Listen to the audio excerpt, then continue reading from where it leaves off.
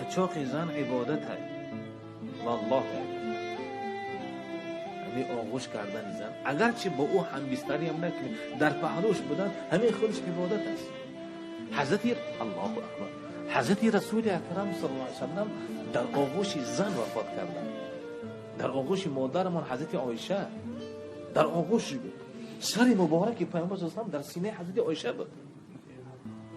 در آغوش بود. دونیستین در آغوش بود. در آغوش پیامبر صلی الله علیه و پیامبر صلی الله علیه و در آغوش حضرت عایشه. برای خاطر پیامبر صلی الله علیه و فرمودند که از دنیای شما برای من چند چیز پسند است. یکی معطر بودن، خوشبو زدن، عطر آلود کردن. دوم همسری خوب. و همینجا پیامبر خدا فرمودند که الدنیا متاع و خیر المتاع الدنیا المرأة الصالحه.